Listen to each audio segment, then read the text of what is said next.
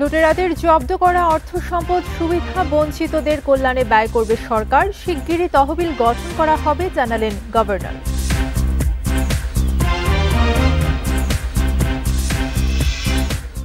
হত্যা চেষ্টা মামলায় নুসরাত ফারিয়া কারাগারে, ফারুকীর মন্তব্য ব্যক্তিগত বললেন স্বরাষ্ট্র উপদেষ্টা।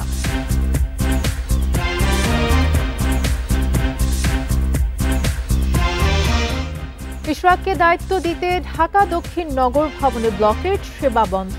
কাল আবারও সড়ক অবরোধ কর্মসূচি।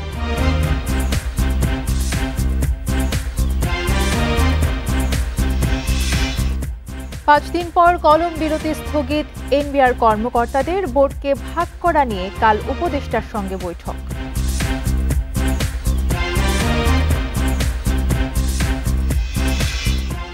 এবং কক্সবাজার থেকে হেঁটে পৃথিবীর সর্বোচ্চ চূড়ায় বাংলাদেশের পতাকা ওড়ালেন শাকিল। দেশের হয়ে সপ্তম এভারেস্ট জয়।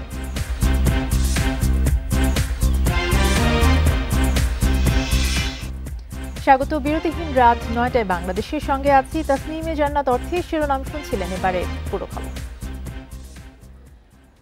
গেল ৯ মাসে লুটেরাদের দেশে থাকা প্রায় ২.৫ লাখ কোটি টাকার স্থাবর অস্থাবর সম্পত্তি জব্দ করা হয়েছে বলে জানিয়েছেন প্রধান উপদেষ্টার প্রেস সচিব শফিকুল আলম।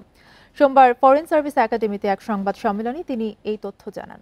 এ সময়ে বাংলাদেশ ব্যাংকের গভর্নর বলেন, জব্দ করা এসব অর্থ দিয়ে দরিদ্রদের জন্য তহবিল গঠন করবে সরকার।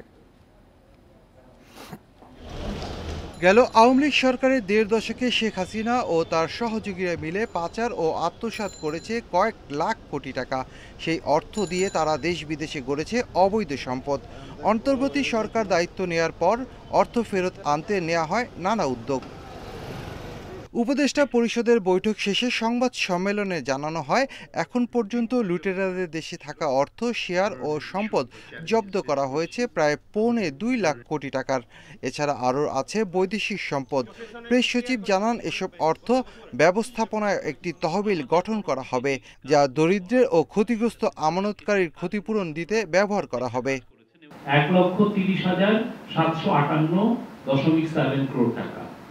আর হচ্ছে মিলিয়ন ডলারে আছে, যেটা বৈদেশিক অ্যাটাচমেন্ট হয়েছে ১৬৪.03 মিলিয়ন ডলার। আর অস্থাবর সম্পত্তি যেটা ফ্রিজিং হয়েছে, এটা অস্থাবর সম্পত্তি হচ্ছে ৪২,৬১৪.২৭ কোটি টাকা।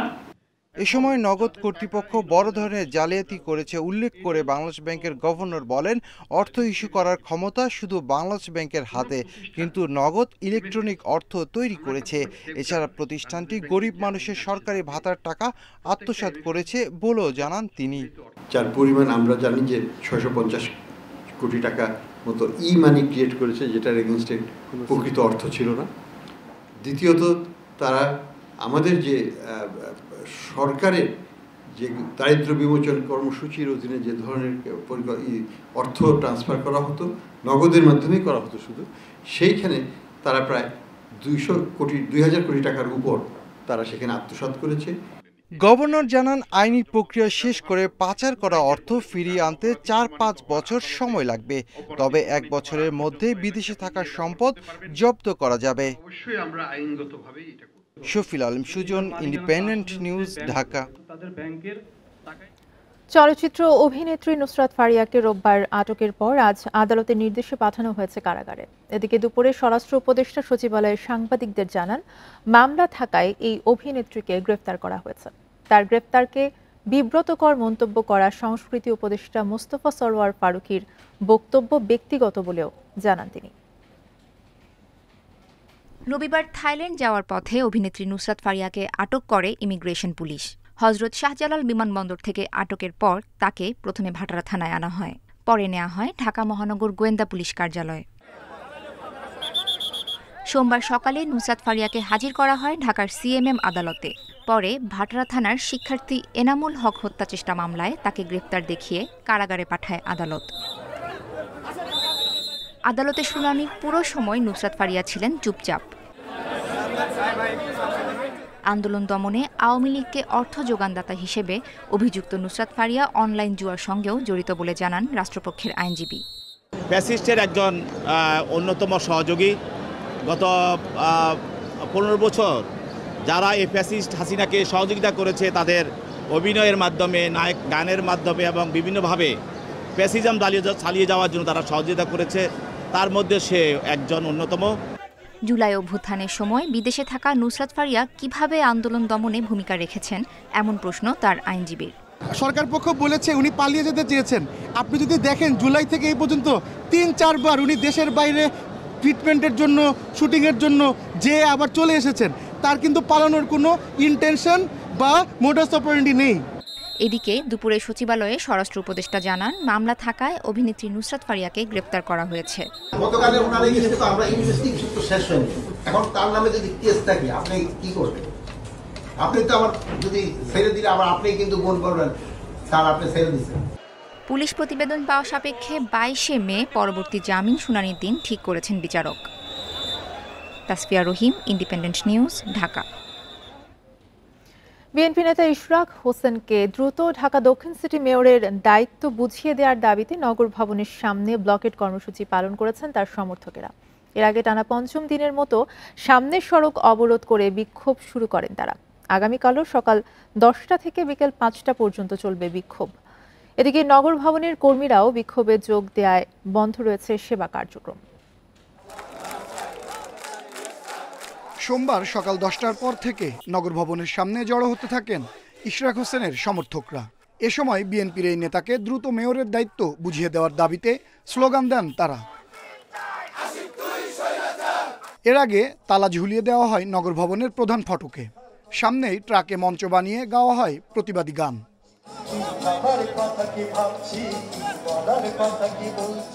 ঢাকাবাসী ব্যানারে এই আন্দোলনের জেরে নগর ভবনে সেবা কার্যক্রম কার্যত বন্ধ। দাবি আদায় না হওয়া পর্যন্ত আন্দোলন চালিয়ে যাওয়ার হুঁশিয়ারি বিক্ষুব্ধদের। ইশরাক হোসেনকে গেজেট প্রকাশ করার পরও ওনাকে শপথ বাক্য পাঠ করানো হচ্ছে না। যেটা ন্যায় এবং যেটা উচ্চ আদালতের রায় হয়েছে তারা সেটা বাস্তবায়ন করবে, এটা আমরা আশা করি। যদি শপথ গ্রহণ করতে বাধা দেয়া হয় তাহলে আমরা এখানেই কর্মসূচি পালন করব, আমরা নগর ভবন ছেড়ে যাব না। বিক্ষোভকারীরা দাবি করেন আদালতের নির্দেশনার পরও ইশরাক হোসেনকে শপথের সুযোগ দিচ্ছে না সরকার। এজন্য স্থানীয় সরকার উপদেষ্টার পদত্যাগ দাবি করেন তারা। মেয়র ইশরাকের শপথ গ্রহণ নিয়ে সরকার যে তালবাহানা শুরু করেছে সেটার অবসান আমরা চাই। আমাদের নগর পিতাকে, আমাদের মেয়র, জনতার মেয়র ইশরাককে আমরা এখানে বসানো না পর্যন্ত আমরা আমাদের আন্দোলন আর ব্লক কর্মসূচি করেই যাব। মঙ্গলবারও সকাল 10টা থেকে নগর ভবনের সামনে কর্মসূচি পালনের ঘোষণা দেন আন্দোলনের সমন্বয়ক। সকাল 10টায় আমরা এখানে আসব, সদল বলে এখানে এসে নগর ভবনের সামনে আমরা অবস্থান কর্মসূচি নিব। গত মার্চে ইশরাক হোসেনকে ঢাকা দক্ষিণের মেয়র ঘোষণা করে রায় দেয় আদালত। এদিকে বর্তমান কর্পোরেশনের মেয়াদ শেষ হচ্ছে জুনের প্রথম সপ্তাহে। আনোয়ার সাদাত নূর, ইন্ডিপেন্ডেন্ট নিউজ, ঢাকা। আওয়ামী লীগের সাথে কোনো আপোষ নয় বলে মন্তব্য করেছেন বিএনপির স্থায়ী কমিটির সদস্য নজরুল ইসলাম খান। আওয়ামী লীগের সাথে কেউ আপোষ করতে গেলে তা রুখে দেওয়া হবে বলেও হুঁশিয়ারি দিয়েছেন তিনি। সোমবার জাতীয় প্রেস ক্লাবে 12 দলীয় জোটের আলোচনা সভায় তিনি এসব কথা বলেন।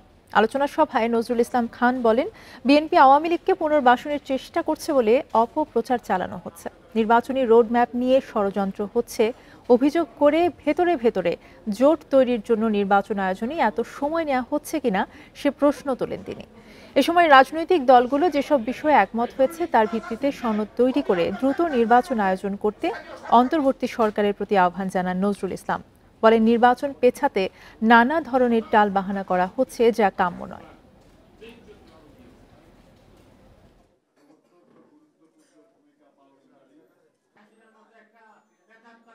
নির্বাচন ডিসেম্বরের মধ্যে করতে বাধাটা কোথায়?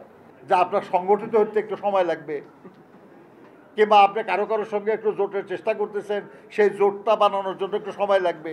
দেশে একটা নির্বাচিত সরকার কায়েম হওয়ার মাধ্যমে দেশের রাজনীতি, দেশের অর্থনীতি, যে সমাজ আরও সংগঠিত এবং সক্ষম হওয়ার যে সুযোগ, সেটা থেকে বঞ্চিত রাখবেন। সব রাজনৈতিক দলকে কাঁধে কাঁধ মিলিয়ে দেশ গড়ার আহ্বান জানিয়েছেন বিএনপির ভারপ্রাপ্ত চেয়ারম্যান তারেক রহমান। রোববার লন্ডনে আরাফাত রহমান কোকো মেমোরিয়াল ট্রাস্টের ক্রিকেট টুর্নামেন্টের পুরস্কার বিতরণী অনুষ্ঠানে তিনি আরও বলেন, বিএনপি ক্ষমতায় আসলে পাঠ্যক্রমে ক্রীড়া অধ্যায় বাধ্যতামূলক হবে। যুক্তরাজ্য সময়ে রোববার সন্ধ্যায় Arafat Rahman cocoa Memorial trust আয়োজিত ক্রিকেট টুর্নামেন্টে 2024-এর বিজয়ীদের হাতে পুরস্কার তুলে দেন বিএনপির ভারপ্রাপ্ত চেয়ারম্যান তারেক রহমান। ছোট ভাই কোকোর স্মৃতিচারণ করেন বড় ভাই তারেক রহমান। ছোট ভাই সম্পর্কে গর্ব করার মতো কম বেশি যা থাকে সবগুলোই আমার ছোট ভাই কোকোর করেছে। নতুন প্রজন্মকে খেলাধুলায় আগ্রহী করতে বিএনপির ভারপ্রাপ্ত চেয়ারম্যান বলেন, আগামীতে তার দল সরকারে আসলে দেশের পাঠ্যক্রমে ক্রীড়া অধ্যায় বাধ্যতামূলক হবে। বাচ্চাদেরকে আমরা সেকেন্ড ল্যাঙ্গুয়েজ, থার্ড ল্যাঙ্গুয়েজ শিখাবো, ল্যাঙ্গুয়েজ ঠিক এইভাবে কম্পালসারি করে দিব। হয়তো ধরেন 5টা আইটেম স্পোর্টসের আমরা করে দিলাম, 6টা আইটেম যে বাচ্চার যেটা পছন্দ সে সেই স্পোর্টসটা নেবে, কিন্তু স্পোর্টস ওকে করতেই হবে। দেশের শহরগুলোতে পর্যাপ্ত পরিমাণ খেলার মাঠ নিয়ে উল্লেখ করে অলিম্পিকে যেতে আগ্রহীদের সব ধরনের সহায়তার আশ্বাস দেন তারেক রহমান। ছেলেমেয়েরা শুধু পড়ালেখা করবে না, দিন পড়ালেখা করবে, এটা কেন খেলতেও তো হবে। খুব স্বাভাবিকভাবে যেই ছেলেটা খেলাধুলা করবে তাকে যদি পড়ালেখার ভালো সুযোগ করে দেওয়া যায়, তার কিন্তু পড়ালেখাটাও ভালো হবে। কাজে পড়ালেখায় ভালো করতে হলে অবশ্যই খেলাধুলা অবশ্যই। আন্দোলন সংগ্রামের পর দেশ একটি পর্যায়ে এসেছে।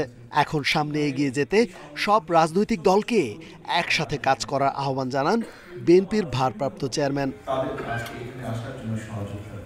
রেজওয়ানুল হক, ইন্ডিপেন্ডেন্ট নিউজ, ঢাকা। বাদী চেনেন না আসামিকে, আবার আসামিও চেনেন না বাদীকে, কিন্তু হয়েছে হত্যাসহ বিভিন্ন মামলা। জুলাই আগস্ট গণ অভ্যুত্থানের ঘটনার প্রায় ২৫০০ মামলার অনেক মামলাই করা হয়েছে দখল, বাণিজ্য আর চাঁদাবাজির জন্য। অনুসন্ধানে উঠে এসেছে মামলা হয়েছে জুলাই আগস্টে আন্দোলন করা শিক্ষার্থীদের নামেও। মফিজুল ইসলাম বৈষম্য বিরোধী আন্দোলনে গত ৫ আগস্ট মিরপুরে নিহত হন তার ভাই মহিউদ্দিন, কিন্তু ভিন্ন ব্যক্তি মামলা করায় মামলা করতে পারছেন না নিহতের বড় ভাই। এখন নিখোঁজ সেই বাদীও। আমার মামাতো ভাই বলতে কেউ নাই, ঠিক আছে। উনি যে মামলাটা করলো ওনাকে আমরা কেউই চিনি না, ঠিক আছে। এবং আমি কাগজে দিয়েছি, ওনার আইডি কার্ডটা দিয়েছি, আইডি কার্ডে কোনো নাম্বার ওঠে না। এদিকে গত বছরের ৩০ সেপ্টেম্বর রাজধানীর গুলশান ও পল্টন থানার আলাদা দুটি মামলায় আসামি করা হয় ঢাকা বিশ্ববিদ্যালয়ের আইবির সাবেক পরিচালক ও নর্দার্ন বিশ্ববিদ্যালয়ের চেয়ারম্যান অধ্যাপক আবু ইউসুফ মোহাম্মদ আবদুল্লাহকে। ৫ মাস পর পল্টন থানায় আর যাত্রাবাড়ি থানাতেও করা হয় আরও দুটি মামলা, কিন্তু তার বক্তব্য বিশ্ববিদ্যালয় দখল করতেই তার নামে এ মামলা। এদিকে আগস্টের পর নর্দার্ন বিশ্ববিদ্যালয়ে হামলা হয় একাধিকবার। ভিসিকে জিম্মি করে চেষ্টা চালানো হয় বিশ্ববিদ্যালয় দখলের। পরে সেনাবাহিনী এসে পরিস্থিতি নিয়ন্ত্রণে এনে আটক করে দুজনকে। বুরহানুদ্দিন এবং লুৎফুর রহমান সানি তারা অপচেষ্টা চালিয়েছে আমাদের ইউনিভার্সিটি দখল করার জন্য। গুলশান থানার মামলার বাদী আবু জাফর জানান, মামলার আসামি ঠিক করে দিয়েছে অন্য লোক।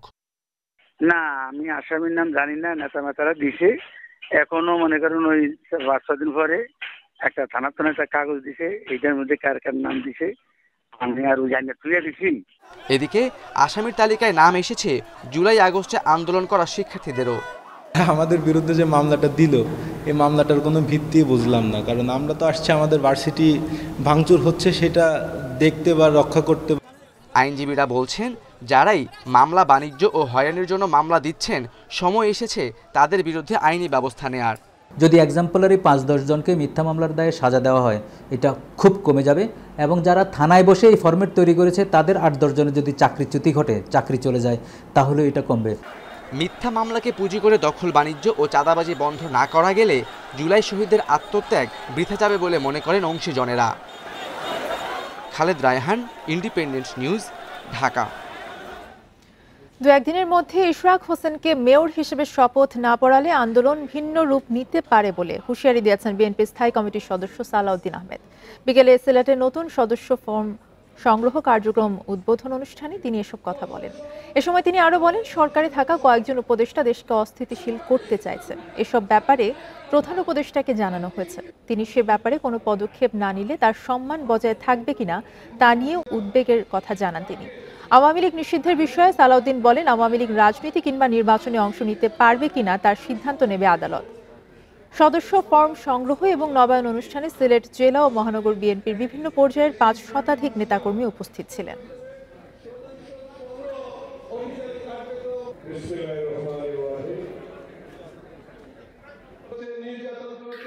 জনাব ইঞ্জিনিয়ার ইশরাক ইলেকশন কমিশন যার নামে গেজেট প্রকাশ করেছে আদালতের রায় মেনে, তাকে আপনারা শপথ গ্রহণ করাবেন না, বিভিন্ন রকমের কলা কৌশল করছেন।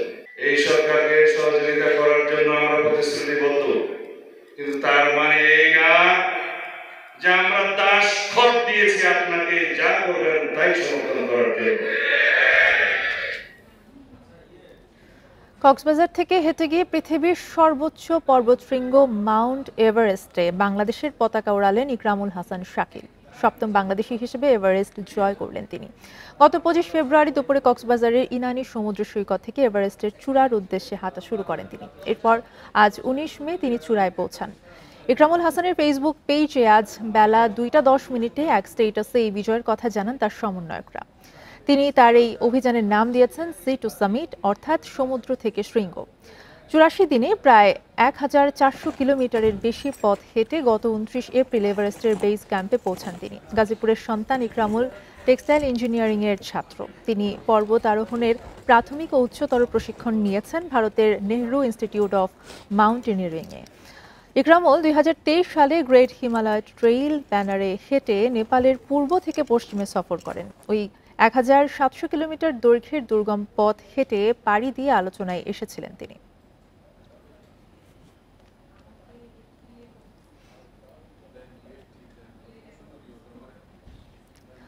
অবশেষে কলম বিরতি স্থগিত করেছেন রাজস্ব বোর্ড সংস্কার ঐক্য পরিষদ। সারা দেশে 5 দিনের কর্মসূচি পালন শেষে সোমবার কর্মকর্তারা জানান, আগামীকাল অর্থ উপদেষ্টার সঙ্গে আলোচনায় বসবেন তারা। এদিকে ভ্যাট, কাস্টমস ও আয়কর কর্মকর্তাদের কলম বিরতিতে সরকার কয়েক হাজার কোটি টাকার রাজস্ব হারিয়েছে বলে সংবাদ সম্মেলনে জানিয়েছে সিএনএফ অ্যাসোসিয়েশন।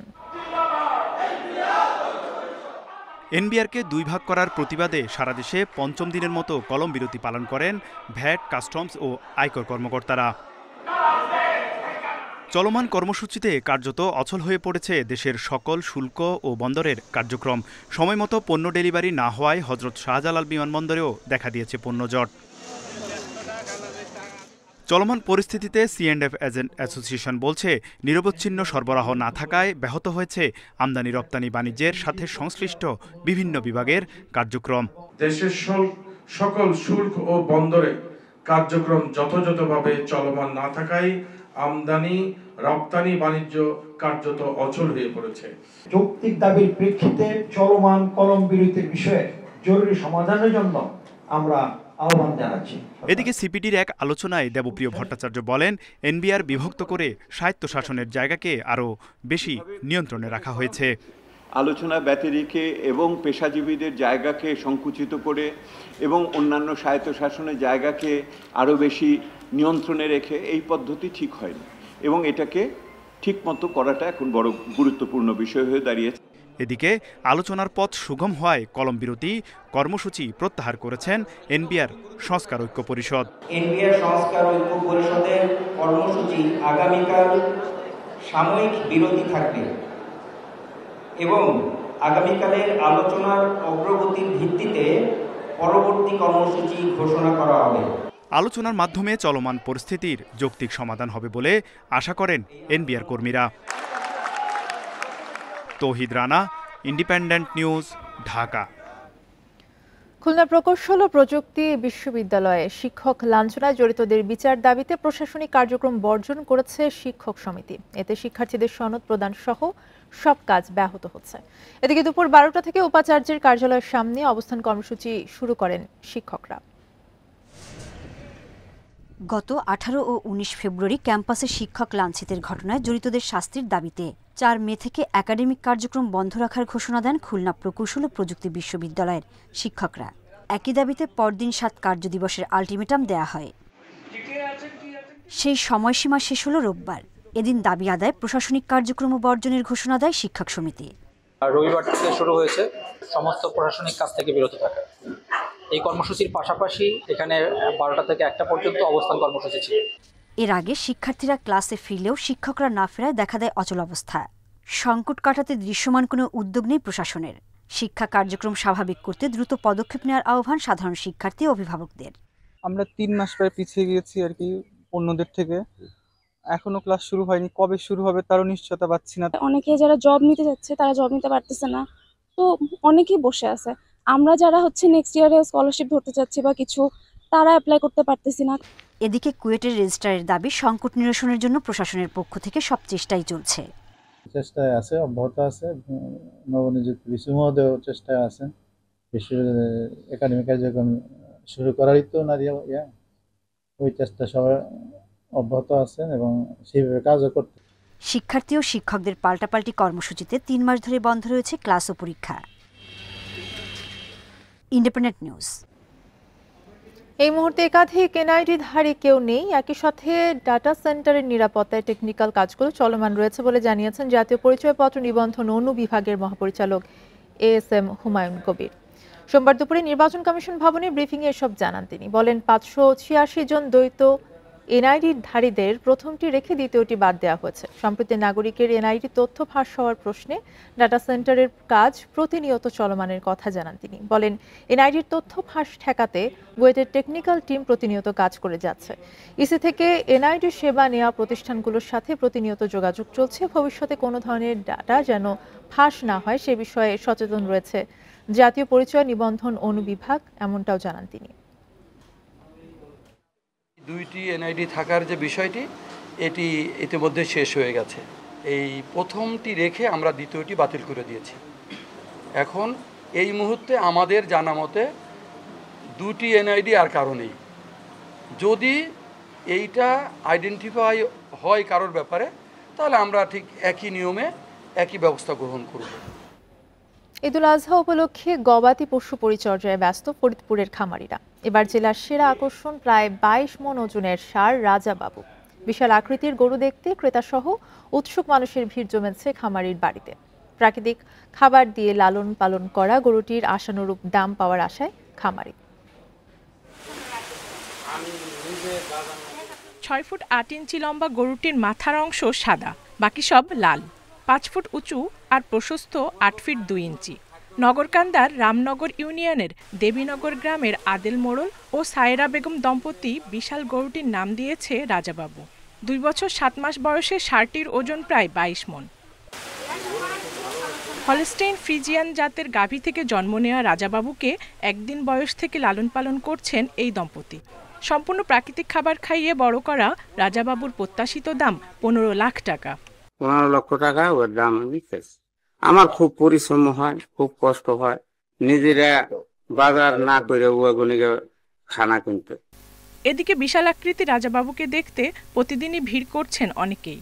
ভালো দাম ও বড় গরু লালন পালনে সরকারি সহযোগিতা পেলে আগামীতে খামার করার আগ্রহের কথা জানান তারা।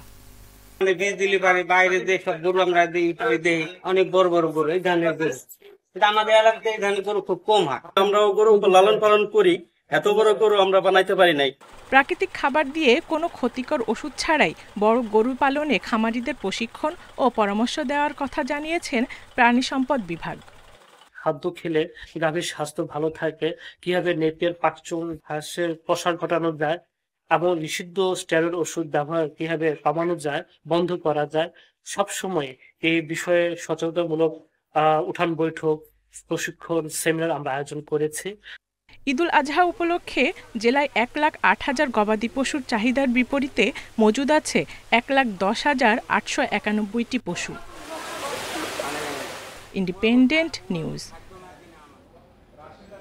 এই ছিল এখনকার সংবাদে। ইন্ডিপেন্ডেন্ট টেলিভিশনের আরো খবর জানতে চোখ রাখুন ফেসবুক, ইউটিউব এবং এক্সে। ধন্যবাদ।